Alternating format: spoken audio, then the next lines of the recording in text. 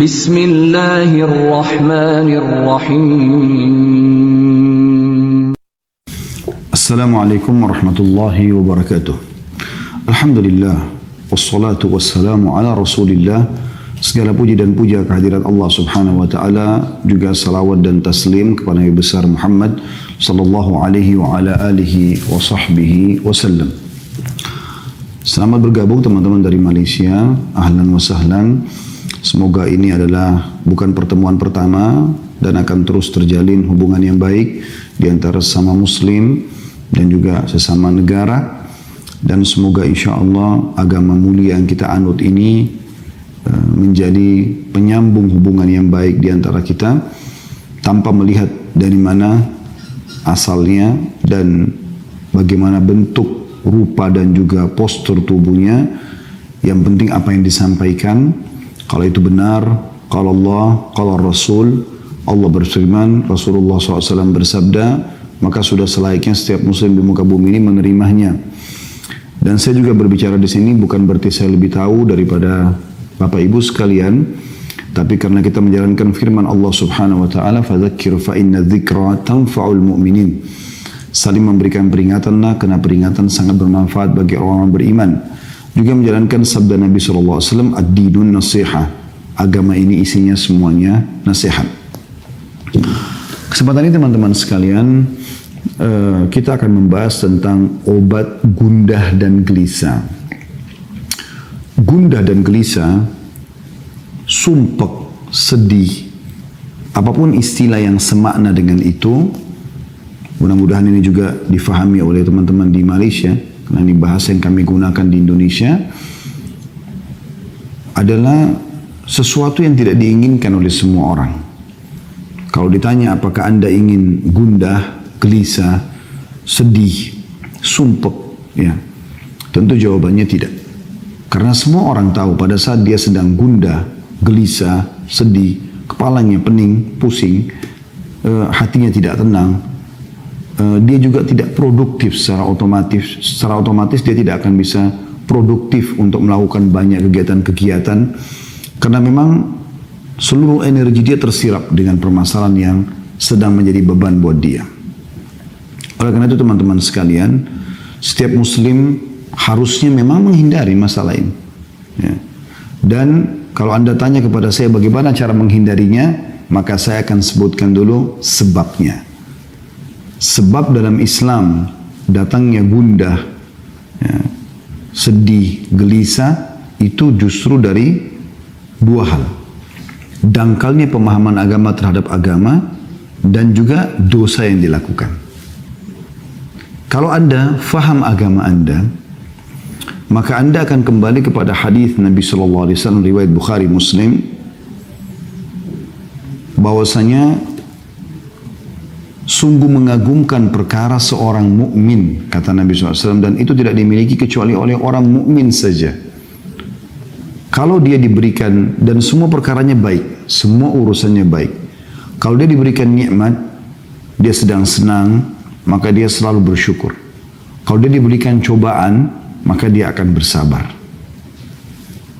Kalau Anda punya ilmunya, Anda akan tahu, ternyata pada saat selama ini saya senang, maka kuncinya supaya bertahan dan bertambah syukur. Pada saat cobaan sedang datang, maka saya bersabar, yaitu menerima keputusan Allah, kemudian ikhtiar mencari jalan keluar, maka kita akan mudah untuk melaluinya, tentu dengan punya ilmu.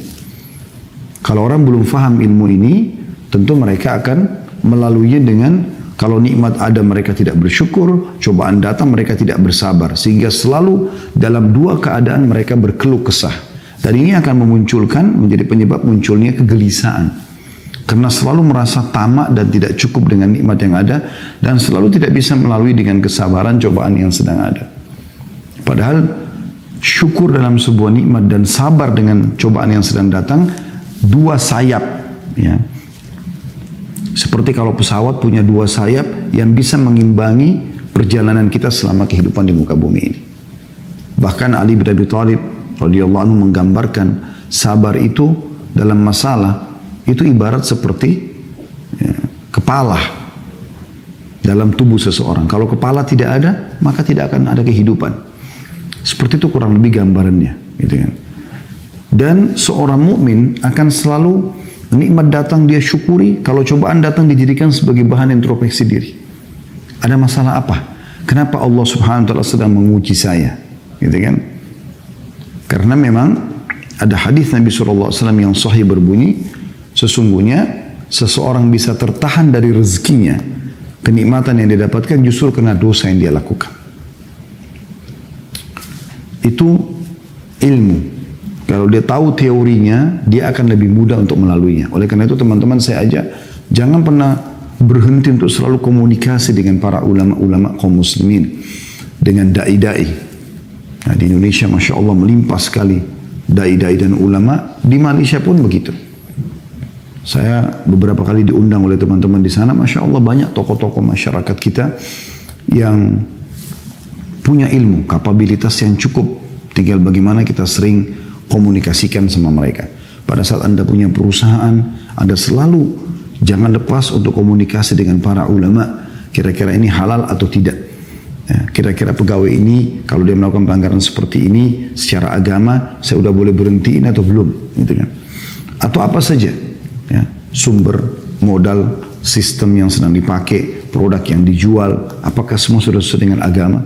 Jadi selalu ada agama yang menjadi pengontrolnya. Begitu juga dengan Anda dalam rumah tangga. Ada figur ulama yang Anda jadikan sebagai penengah dalam masalah-masalah dalam rumah tangga. Apakah antara suami istri, apakah antara orang tua sama anak, apakah anak sama orang tua, atau mungkin sama kerabat secara umum. Ini satu sisi. Penyebab gundah gelisah ini adalah karena kurangnya ilmu. Sehingga selalu kalau nikmat ada tidak bersyukur, kalau ada cobaan tidak bersabar. Seperti itulah, ya. Padahal kalau dia punya ilmunya, dia akan bisa melalui semua itu. Yang kedua, yang menjadi penyebab adalah dosa. Dan ini yang banyak sekali di antara kaum muslimin tidak memahaminya. Sebenarnya suntuk, sumpek, sedih itu karena dosa. Tidak ada alasan yang lain. Ya. Seperti ibaratnya Anda kerja di satu perusahaan, kalau Anda menjadi seorang pegawai yang prestasi, datang on time, kerjakan pekerjaan yang diminta, ya, kita selalu mengikuti peraturan yang ada. Maka saya yakin Anda akan senang saja, happy aja di perusahaan itu. Begitu juga dengan atasan Anda pun akan mendapatkan semua bonus, gaji yang dijanjikan. Berbeda sekali dengan pegawai yang ugal-ugalan. Dalam bahasa Indonesia ugal-ugalan. Orang yang teledor, lalai. Dia datang kapan dia mau, pekerjaan tidak selesai, sering melanggar peraturan-peraturan. Maka kita akan temukan orang seperti ini akan ada tekanan-tekanan dari perusahaan, ancaman-ancaman, mengurangi fasilitas dia, sehingga membuat dia jadi gelisah. Dia sendiri melahirkan kegelisahan itu. Kegundahan itu muncul karena perbuatan dia. Jadi, karena pelanggaran. Kalau tidak ada pelanggaran, tidak akan terjadi hal itu. Oleh karena itu teman-teman, jangan pernah dianggap remeh sedikit pun tentang masalah pelanggaran. Kita kembali kepada histori awal ayah kita Adam alaihissalam. Nabi Adam alaihissalam diciptakan oleh Allah Subhanahu wa taala lalu diletakkan di surga. Kita sudah tahu semuanya. Taruh di surga bersama istrinya Hawa alaihi wassalatu wassalam. Allah Subhanahu wa taala menyuruh Nabi Adam dan Hawa boleh menikmati apa saja di surga. Semuanya, istanahnya, buah-buahannya, airnya, semuanya. Allah menguji Nabi Adam alaihissalam dengan mengatakan, hanya jangan sentuh satu pohon ini. Ini saja. Karena ini saya melarangnya, kata Allah. Sudah selesai.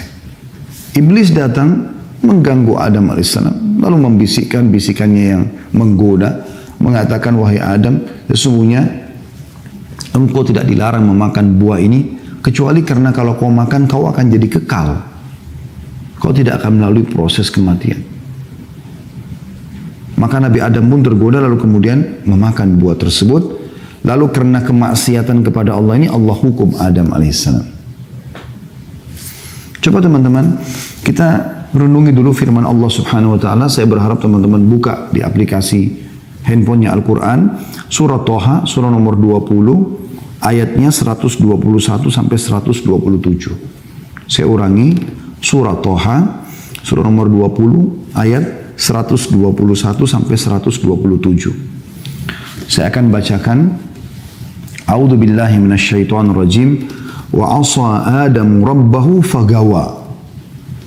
Thumma ijtabahu rabbuhu fataba 'alaihi wa hada.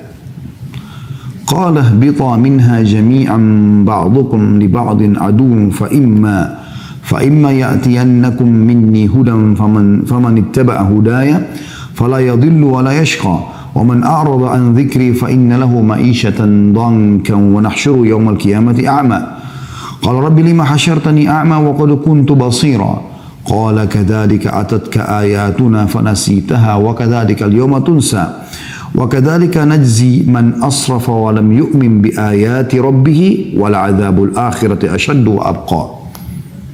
Terjemahannya, dan Adam pun mendurhakai Rabbnya. Ini awal kemaksiatan terjadi. Maka ia pun sesat. Allah sudah larang. Allah subhanahu wa ta'ala sebagai pencipta, saudaraku seiman, memberikan kepada anda banyak sekali nikmat. Dan opsinya, pilihannya banyak sekali. Kayak misalnya makanan. Boleh makan sapi, kambing, ayam, kelinci. Semua hewan yang ada di lautan. Halal. Dan Allah haramkan sebagian, babi, anjing atau yang bertaring. Jadi yang halal lebih banyak. Begitulah kasus Nabi Adam AS. Di surga banyak sekali pilihannya. Yang dilarang cuma satu. Tapi ternyata efek daripada pelanggaran pada satu ini membuat Nabi Adam AS dikeluarkan dari surga itu. Dikeluarkan dari fasilitas yang ada. Perhatikan selanjutnya, kemudian Rabbnya Adam alaihissalam memilihnya, maka dia menerima taubatnya dan memberi Adam petunjuk. Artinya pada saat itu Nabi Adam alaihissalam menyesal, kemudian beliau bertaubat dan Allah terima taubatnya. Lalu Allah berfirman, turunlah kamu berdua dari surga bersama-sama. Sebagian kamu menjadi musuh sebagian yang lain, Adam dan iblis yang menggodanya. Maka jika datang kepadamu petunjuk dariku, di muka bumi ini akan datang nanti petunjuk-petunjuk wahyu turun dari langit.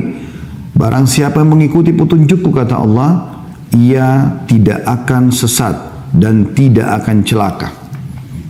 Makna tidak sesat dan tidak celaka, tidak sedih, tidak sumpek, ya, tidak gundah. Dia akan bahagia. Dan barang siapa yang berpaling dari peringatanku, tidak mau menikmati apa yang Allah halalkan dan sibuk dengan apa yang Allah haramkan. Padahal yang haram itu sedikit sekali, ya. Tadi contoh makanan sudah saya berikan gambaran. Begitu juga dengan contoh minuman. Allah misalnya haramkan khamr, nggak boleh minum khamr yang memabukkan, nggak boleh narkotika. Allah ganti dengan susu, madu, sirup, banyak yang lain. Minuman halal. Allah haramkan zina. Kita butuh syahwat, ada syahwat untuk melampiaskan sama lawan jenis. Tapi Allah buka pintu nikah. Dan ada solusi, bukan tidak ada solusi dalam Islam. Makanya Allah bilang, siapa yang berpaling dari peringatanku, tetap memilih sesuatu yang bermaksiat kepadaku, maka sungguhnya baginya penghidupan yang sempit. Sempit ini tadi, gundah, sedih, sumpek. Siapa yang bermaksiat kepada Allah ini diancamkan seperti ini. Dan kami akan mengumpulkannya pada hari kiamat dalam keadaan buta. Dibangkitkan nanti di mahsyar hari kiamat buta. Lalu dia akan berkata, ya Rabbku, wahai penciptaku, mengapa engkau menghimpun aku dalam keadaan buta? Padahal aku dahulu, maksudnya di dunia, dalam keadaan bisa melihat. Allah berfirman, demikianlah. Telah datang kepadamu ayat-ayat kami, maka kamu melupakannya.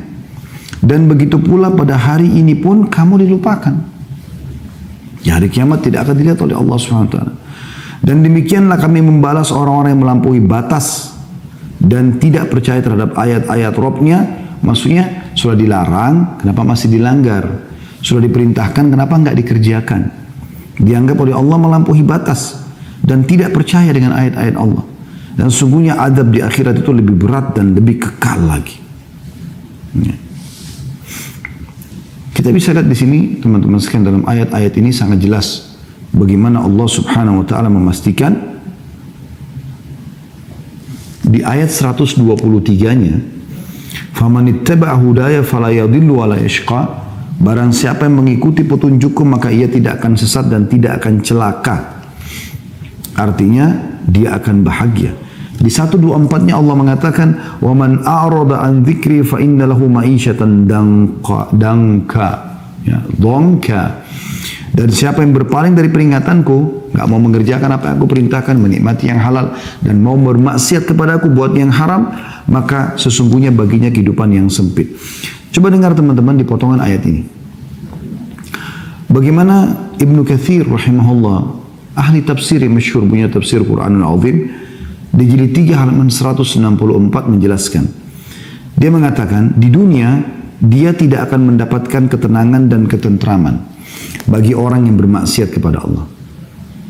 Hidupnya akan suntuk, sedih, gelisah. Sebanyak apapun harta yang dia milikin, nggak pernah cukup. Rumahnya mewah, gelisah di dalamnya. Karena berisi dengan hal-hal yang haram. Ada orang rumahnya gubuk, kecil, biasa, miskin, susah. Pas-pasan hidupnya, tapi tenang jiwanya. Nah itu kena jauh dari kemaksiatan. Kata beliau, di dunia, orang-orang yang bermaksiat, dia tidak akan mendapatkan ketenangan dan ketentraman. Hatinya gelisah yang diakibatkan kesesatannya. Meskipun zahirnya yang kelihatan, nampaknya begitu enak.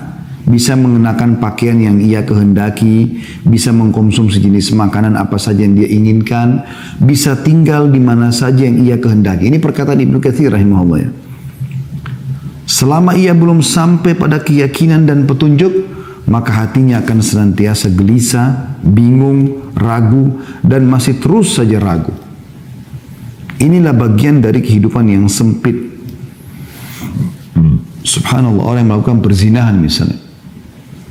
Walaupun dia masuk ke dalam hotel bintang 5, dia akan berzina dengan seorang pasangan yang sempurna secara fisik. Laki-lakinya tampan, putih, kaya, pinter. Perempuannya juga begitu, cantik, tinggi, putih, segala macam. Ya.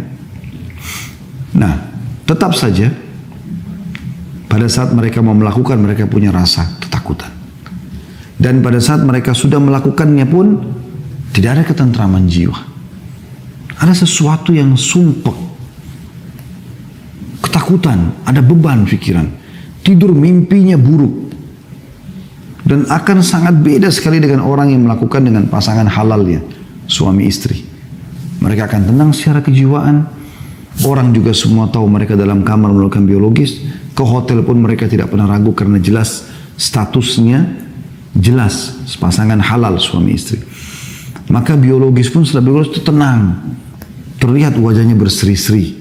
Berbeda. Halal sama haram beda. Kata beliau, alangkah seringnya kita melihat dan mendengar berita tentang orang-orang yang memiliki harta yang sangat banyak. Mati bunuh diri dengan terjun dari tempat-tempat yang tinggi atau gedung-gedung. Apa yang menyebabkan mereka melakukan itu? Pasti penyebabnya adalah sempitnya kehidupan yang menderahnya akibat berpaling dari zikrullah.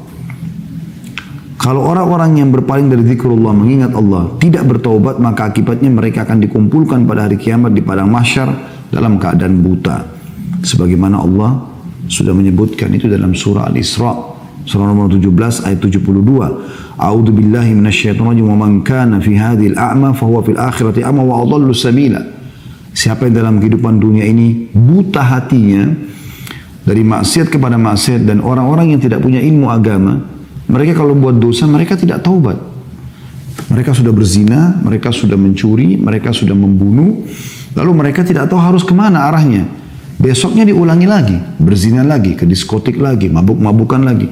Tambah sumpek di atas sumpek. Dan akhirnya membuat dia menutup hidupnya dengan bunuh diri. Berapa banyak orang, aktor-aktor yang sudah terkenal, sudah sampai pada tingkat ya terkenal sekali, famous sampai luar biasa, seluruh dunia mungkin mengenalnya. Tapi ditutup hidupnya dengan narkotika, ditutup hidupnya dengan bunuh diri, ya, ribut rumah tangganya dan segala macam hal. Tidak sedikit ada orang yang datang konsultasi sama kami begitu keadaannya.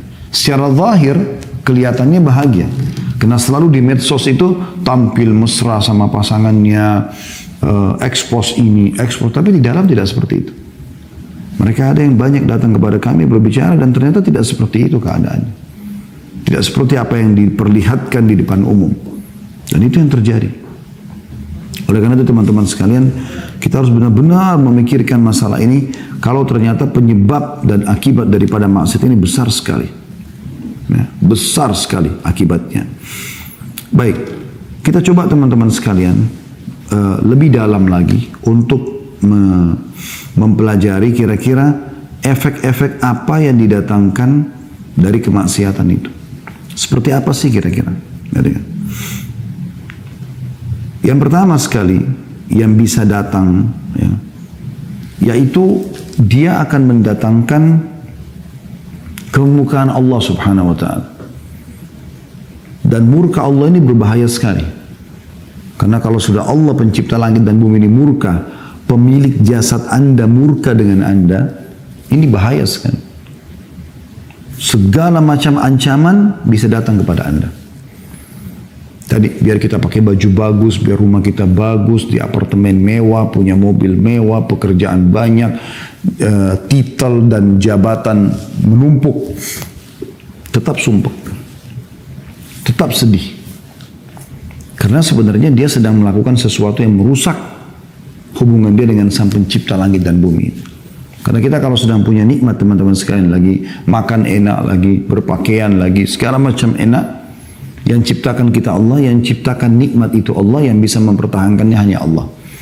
Kalau kita sedang sedih dan punya masalah, maka yang ciptakan kita Allah, yang ciptakan masalah itu Allah, yang bisa menghilangkannya juga hanya Allah.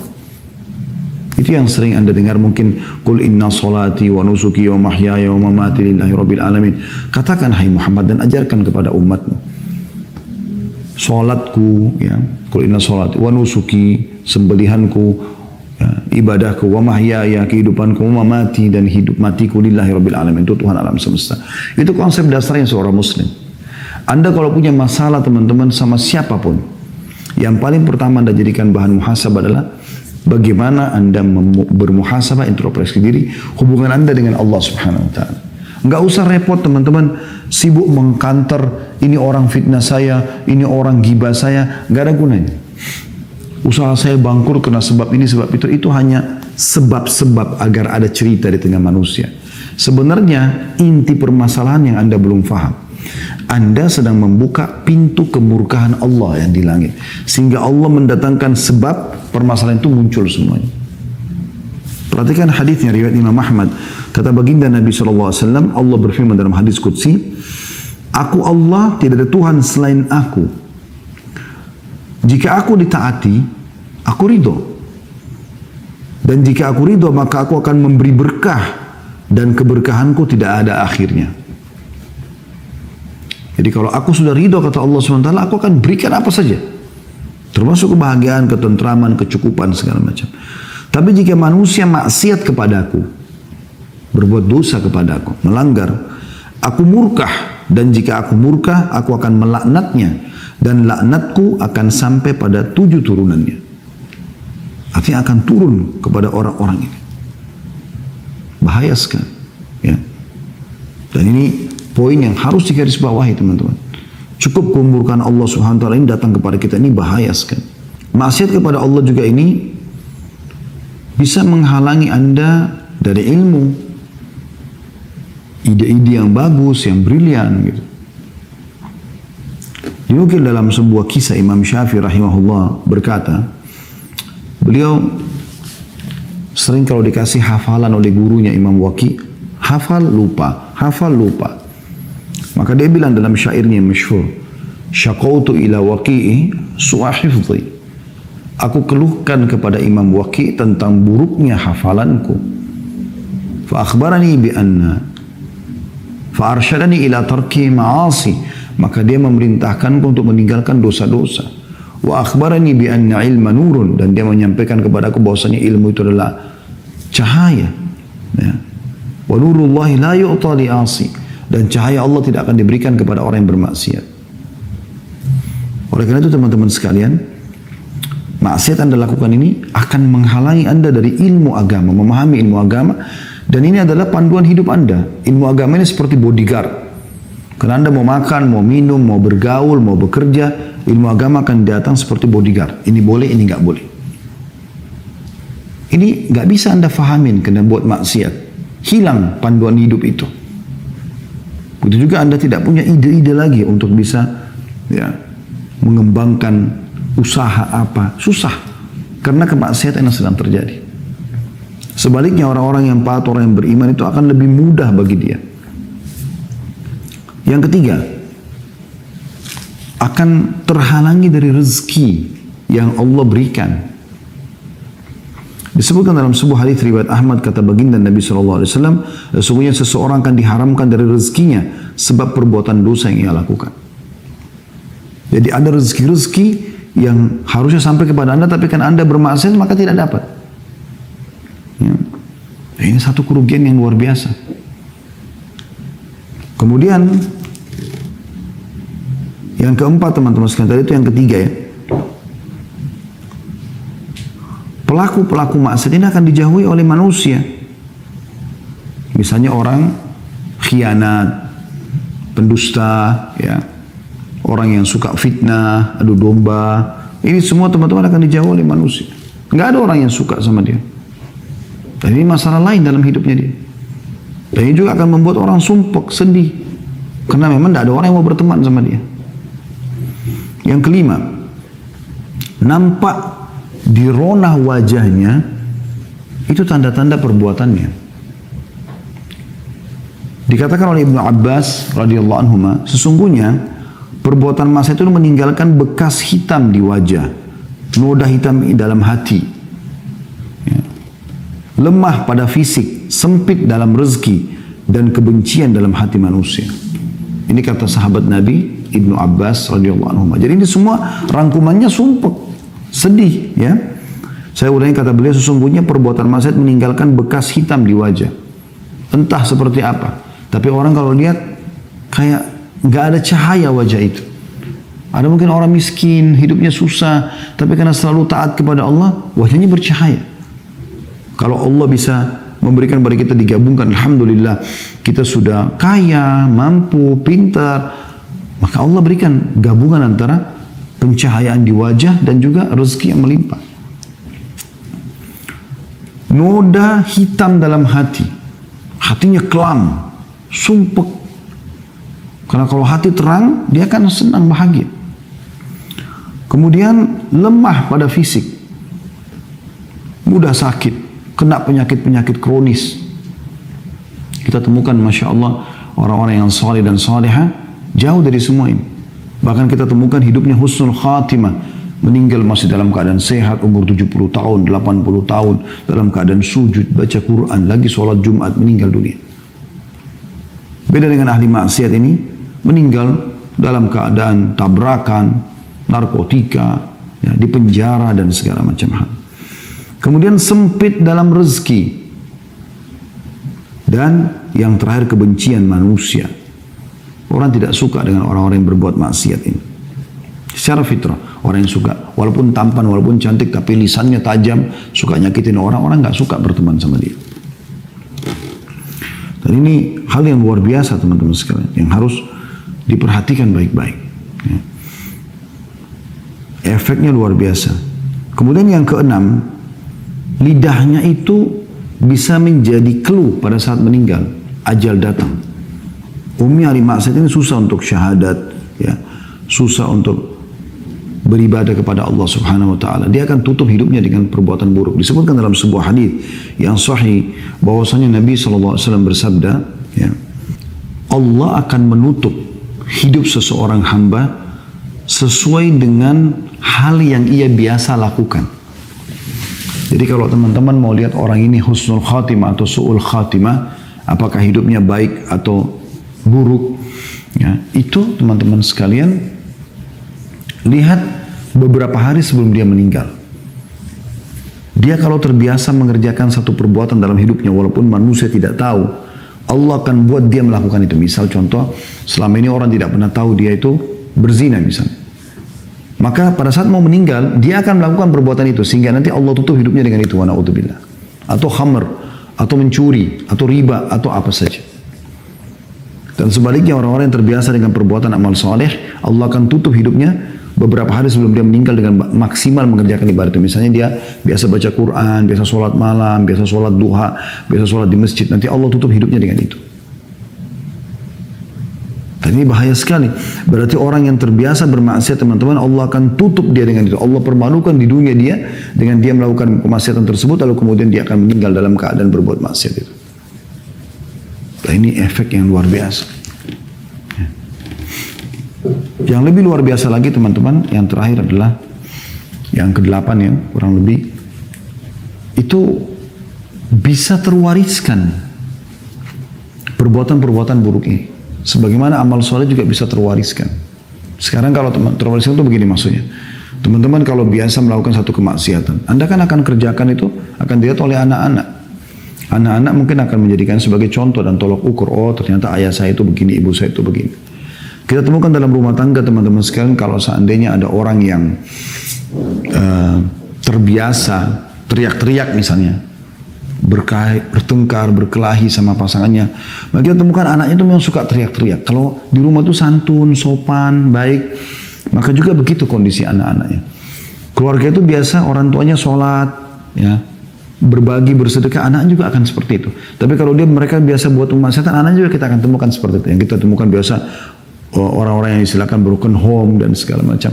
Anak-anaknya karena dilihat ibunya sama laki-laki lain, ayahnya sama laki-laki lain. Di rumah ada khamr, di rumah ada narkotika dan segala macam hal. Anaknya jadi ikut-ikutan. Jadi itu terwariskan. Itu bahaya sekali.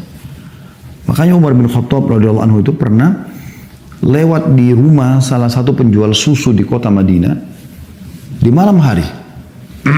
Kebetulan yang jual susu ini seorang nenek tua, punya cucu. Cucunya perempuan. Kemudian dia mengatakan pada cucunya, susu sekarang ini mulai banyak saingan yang menjual. Dan kita perlu menambah dengan air, campur dengan air. Supaya kita juga bisa dapat keuntungan. Kata cucunya, perempuan juga cucunya mengatakan kepada neneknya, kalau Umar tahu, Umar akan marah dengan kita. Sebenarnya Umar bin Khattab radhiyallahu anhu lagi ada di dekat dinding rumah mereka.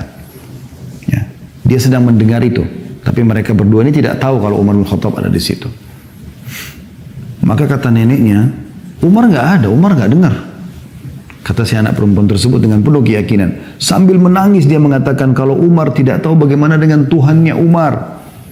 Saya takut nenek. Maka dia pun menangis terisak-isak. Apa yang terjadi? Dengan tangisan si anak perempuan, cucu perempuan tadi ini, Umar bin Khattab pulang ke rumahnya, bangunkan anak-anak laki-lakinya, lalu menawarkan siapa yang mau menikah dengan cucunya penjual susu. Pada waktu itu Umar bin Khattab khalifah, anaknya semuanya ada anak-anak raja, disuruh nikah dengan cucu penjual susu. Kenapa? Karena Umar bin Khattab tahu bahwasanya si cucu tadi ini tidak mungkin mengingatkan neneknya sambil menangis kecuali karena keimanannya. Umar bin Khattab membeli keimanan itu karena tahu nanti juga akan terwariskan itu. Dan ternyata betul, sebagian ulama mengatakan dari anak Umar yang bernama Asim menikah dengan cucu penjual susu tadi, lahirlah Abdul Aziz, dan dari Abdul Aziz lahir Umar bin Abdul Aziz yang terkenal dengan kesolehannya. Jadi ini bisa saja terjadi, gitu kan? Ini efek-efek yang luar biasa. Baik, kita tutup teman-teman sekalian dengan lalu apa yang harus kami lakukan. Yang pertama, jauhi semua kemaksiatan teman-teman. Apapun alasannya, semaksimal mungkin.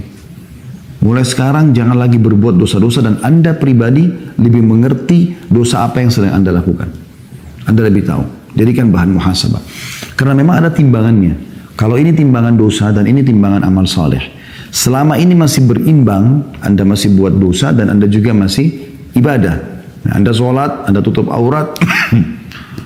Tapi Anda juga, teman-teman sekalian, masih berzina, masih khamr dan seterusnya.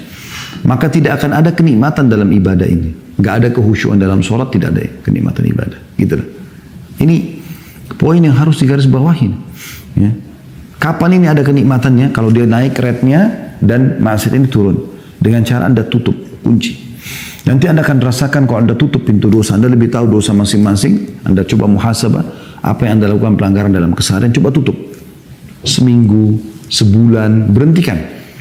Caranya baca ancaman Allah di dosa itu. Ketik di Google ancaman zina, ancaman riba, ancaman ini. Supaya Anda tinggalkan. Nanti ini kalau terkunci, Anda lakukan ibadah yang biasa saja. Sholat 5 waktu, sholat duha, zikir pagi petang, baca beberapa ayat Al-Quran, silaturahim keluarga yang sudah biasa. Ini akan naik nanti, naik. Nanti Anda akan rasakan kehusyuan yang luar biasa. Yang Anda tidak rasakan sebelumnya. Kan begitu. Jadi tinggalkan semua maksiat. Karena maksiat itu untuk dipelajari dan ditinggalkan. Kalau Anda pernah lakukan dulu, bertaubat kepada Allah. Taubat itu adalah tiket VIP untuk menuju kepada surga Allah SWT dan juga mengembalikan semua fasilitas di dunia. Kalau dengan taubat, berarti dimaafkan kesalahan kita, rezeki akan datang kepada kita di dunia dan di akhirat kita akan selamat masuk surga insya Allah. Yang kedua teman-teman sekalian, jadikan sebagai bahan introspeksi diri. Selain jauhkan maksiat. Kalaupun sampai sudah terjadi sumpek dan sedih itu, jadikan bahan muhasabah. Kalau Anda punya kesalahan, taubat kepada Allah. Kalau Anda tidak salah dan ternyata ada gunjingan, ada fitnah yang datang, maka itu murni cobaan dari Allah. Anda bersabar. Aisyah radhiyallahu anha ummul mukminin difitnah berzina sama Safwan, padahal beliau tidak kerjakan. Tapi itu hanya akan menambah kemuliaan bagi dia. Karena kadang-kadang untuk pindah ke satu level, Allah datangkan ujian kepada Anda. Kata sebagian ulama, ada sebagian hamba Allah, ini perumpamaan, yang dia akan disampaikan oleh Allah di derajat yang sangat tinggi di surga. Yang dia tidak bisa jangkau kecuali dengan 100 tahun sholat malam, 100 tahun sholat duha, 100 tahun sedekah, 100 tahun bakti sama orang tua. Tapi umur dia hanya 60 tahun. Umur dia hanya 60 tahun. Maka Allah datangkan ujian buat dia. Dia difitnah, bangkrut usaha, kena penyakit 10 tahun untuk mencapai derajat tersebut. Karena dengan amal soleh dia tidak cukup. Kalau dia tidak ada buat kesalahan. Kalau dia buat kesalahan, ya sudah introspeksi diri. Tutupin aib itu, bertobat kepada Allah, kembali kepada Allah SWT. Jadi poin pertama, tinggalkan semua maksiat semaksimal mungkin. Kalau Anda bisa lakukan, sudah selesai. Alhamdulillah. Tapi kalau sudah terlanjur terjadi, tahap kedua adalah bagaimana Anda introspeksi diri. Kalau dari diri Anda, segera taubat kepada Allah. Kemudian kalau bukan dari Anda, murni cobaan, maka bersabar. Yang ketiga, dan ini yang tidak kalah penting teman-teman sekalian, sering ucapkan doa-doa. Ada beberapa doa. Ya. Yang pertama sekali adalah, saya ingin sebutkan hadis Nabi SAW. Dan ini disebutkan kalau Rasulullah SAW sedang merasa ada penderitaan, ada kesusahan, maka beliau membaca ini. Dalam hadis dikatakan dari Ibnu Abbas radhiyallahu anhuma bahwasanya Nabi SAW berdoa ketika kesusahan, misalnya pasukan perang, beliau berharap bisa menang, gitu kan. Ada masalah-masalah peceklik yang sedang datang, musim panas, maka Nabi SAW baca La ilaha illallahul azimul halim.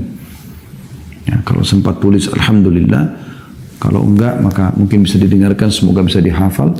La ilaha illallahul azimul halim. Artinya tidak ada Tuhan yang berhak disembah kecuali Engkau ya Allah. Al-azim yang maha agung, al-halim ini adalah yang maha bijaksana, lembut. La ilaha illallah rabbul arshil azim. Ini potongan keduanya. Tidak ada Tuhan yang berhak disembah kecuali Allah, pemilik singgasana yang agung. Potongan ketiga, la ilaha illallah rabbus samawati wa rabbul ardi wa rabbul arshil karim. La ilaha illallah, tidak ada Tuhan yang berhak disembah kecuali Allah, rabbus samawati wal ard, Tuhan pemilik langit dan pemilik bumi, wa rabbul arshil karim, pemilik singgasana yang agung. Jadi saya ulangi, la ilaha illallahul halimul, la ilaha illallahul azimul halim, azim agung, halim itu sabar, penyayang, dan seterusnya bisa bermakna itu. Kemudian la ilaha illallah rabbul arshil azim, Tidak ada Tuhan yang berhak disembah kecuali Allah, pemilik singgasana yang agung. La ilaha illallah, tidak ada Tuhan yang berhak disembah kecuali Allah. Rabbus samawati wa rabbul ard, Tuhannya langit dan Tuhannya bumi. Wa rabbul arsyil karim, dan pemilik singgasana yang mulia. Ini diriwayatkan oleh Bukhari Muslim. Jadi Nabi SAW sering ucapkan itu kalau beliau merasa ada sesuatu yang mengganjal. Kemudian dalam hadis yang lain disebutkan dari Abu Bakar radhiyallahu anhu, beliau mengatakan bahwasanya Rasulullah SAW mengajarkan tentang doa resah, doa sedih, gundah, yaitu membaca Allahumma rahmataka arju fala takilni ila nafsi tarfata ain aslih li sya'ni kullahu la ilaha illa ant. Artinya, Allahumma rahmataka arju, ya Allah rahmatmu lah yang aku harapkan. Fala takilni ila nafsi tarfata ain, maka jangan pernah engkau sandarkan keputusanku pada diriku sekejap mata. Jadi biarkan engkau yang memutuskan semua, ya Allah. Aslih li sya'ni kullah, perbaikan semua urusanku. La ilaha illa ant, tiada Tuhan yang berhak disembah kecuali engkau. Hadis ini sahih, diriwayatkan oleh Abu Daud dan dihasankan oleh Syekh Albani. Juga dalam riwayat yang lain, riwayat yang dihasankan oleh Albani, diriwayatkan oleh Tirmidzi, yaitu dari Anas bin Malik radhiyallahu anhu bahwasanya Nabi SAW jika disusahkan sebuah perkara, beliau membaca ya Hayyu ya Qayyum birahmatika astaghits. Wahai zat yang maha hidup dan terus menerus mengurus makhluknya, ya Hayyu ya Qayyum birahmatika astaghits, dengan rahmatmu lah aku memohon pertolongan. Kemudian dalam hadis yang lain, ini beberapa jenis doanya ya, ini kurang lebih doa yang keempat dalam hadis riwayat Abu Daud dan dihasankan oleh Syekh Albani dari Asma binti Umais radhiyallahu anha, beliau berkata bahwasanya Rasulullah SAW bersabda kepada dia, maukah aku ajarkan kepadamu beberapa bacaan yang kalau kau baca ketika kamu susah? Maka dia mengatakan iya. Maka kata Nabi SAW, bacalah Allahu Rabbi la usyriku bihi syai'a. Allahu Rabbi, Allah adalah Tuhanku, dua kali Allah yang disebutkan. La usyriku bihi syai'an, aku tidak menyekutukan sesuatu dengannya. Ya. Dalam sebuah riwayat dikatakan, man asabahu hammun au ghammun au saqamun au shiddah faqal, siapa yang tertimpa resah, gundah, sakit, kesulitan, kesempitan, lalu dia mengucapkan Allahu Rabbi la syarikalah, Allah Tuhanku tidak ada sekutu bersamanya, kecuali pasti Allah akan angkat darinya. Hadis ini riwayat Tabarani dan disahihkan oleh Syekh Albani. Ya, jadi kita baca ringkas kan, Allah Rabbi la syarikalah. Udah kita ulangi zikir itu, maka ini akan menjadi penyebab diangkatnya permasalahan kita.